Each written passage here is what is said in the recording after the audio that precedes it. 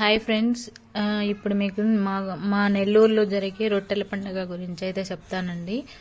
ఇక్కడికి యాక్చువల్గా మొహరం పండుగ అప్పుడు ఈ రొట్టెల పండుగ అనేది జరుగుతుందండి. ఈ రొట్టెల పండుగలో మహిళలు అయితే ఎక్కువ సంఖ్యలో వస్తారు. అట్లాగే 3 రోజుల పాటు అయితే ఈ రొట్టెల పండుగ అనేది జరుగుతుంది. మనకి దేశంలో నలుమూలల నుంచి కూడా వేలాది మంది భక్తులు అయితే పాల్గొంటారండి.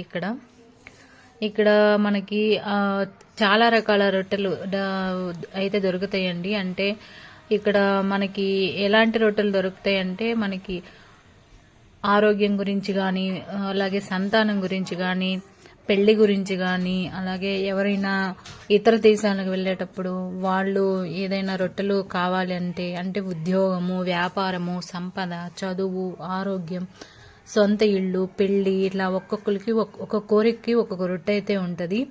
వాళ్ళ కోరికలకు అనుగుణంగా ఇక్కడ రొట్టె అయితే స్వీకరిస్తారు.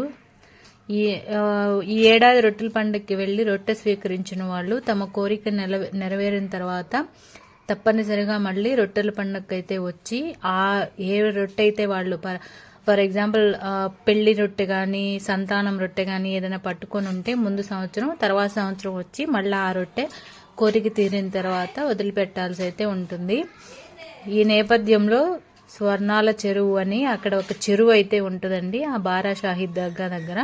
ఆ చెరువులో అయితే అందరూ కూడా రొట్టెలు అయితే వదిలిపెడతా ఉంటారు. వాళ్ళ కోరికలు తీరిన తర్వాత వాళ్ళ రొట్టెలు అయితే ఆ చెరువులో వదిలిపెడతారండి. మళ్ళా వాళ్ళకి కావాల్సిన రొట్టెలు అయితే వాళ్ళు మళ్ళీ పట్టుకొని ఇంతకు ముందు సంవత్సరం పట్టుకున్న కోరికలు తీరిన తర్వాత అవైతే ఆ చెరువులో వదిలేసి ఆ చెరువులో నీళ్ళని తలపై వేసుకొని ఆ రొట్టెలు అయితే మార్చుకుంటారు ఒకళ్ళకొకళ్ళు.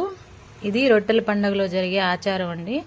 ఇక్కడ స్వర్ణాల చెరువు అనేది ఉంది. ఇక్కడ వచ్చేసి యాక్చువల్గా రొట్టెల పండుగ మొదలైందే ఇక్కడి నుంచి అని చెప్తారు, ఈ స్వర్ణాల చెరువు దగ్గర నుంచి.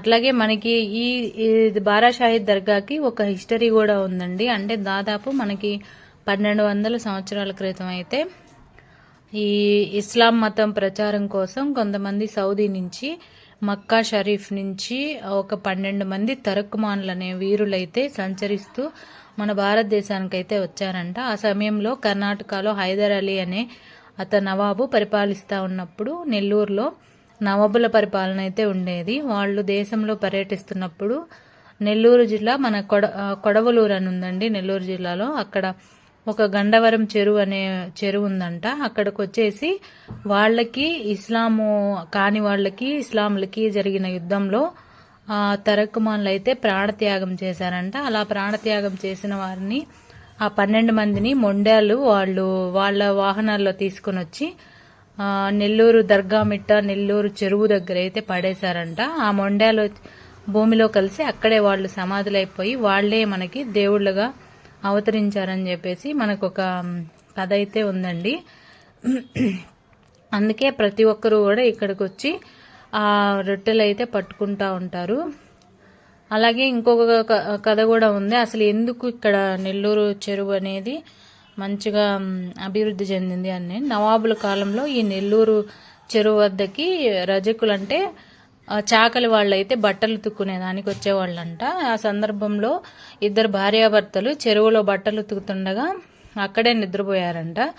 వాళ్ళకి నిద్ర వచ్చేసి అలాగే ఆ ఒక చాకలి ఆయన భార్యకి అక్కడ సమాధులై ఉన్న బారా షాహిదుల కళలోకి వచ్చి ఆ నవాబు భార్య, ఆ ఊర్లో ఉన్న నవాబు భార్య అనారోగ్యంతో బాధపడుతుందని చెప్పేసి ఆ సమాధుల పక్కనున్న మట్టిని తీసుకెళ్లి ఆమె నుదుటిపై రాస్తే కోలుకుంటుందని చెప్పి కళ్ళలో చెప్పినట్టుగా సమాచారం. వాళ్ళు అట్లానే చేశారంట. ఆమెకి సరే కోలుకొని ఆరోగ్యం అంతా కరెక్ట్గా అయిందని అప్పటి నుంచి అక్కడ రొట్టెలు పట్టుకొని అందరూ కూడా ఆ ఇదిని పొందుతారండి. అట్లాగే ఇక్కడ ఆరోగ్యం కోసం ఎవరైనా రొట్టెలు పట్టుకొని వెళ్ళి తిన్న వాళ్ళకి ఆరోగ్యం కూడా కుదుట పడుతుందంట. బాయ్ ఫ్రెండ్స్, ఎవరికైనా ఈ వీడియో నచ్చితే ప్లీజ్ సబ్స్క్రైబ్.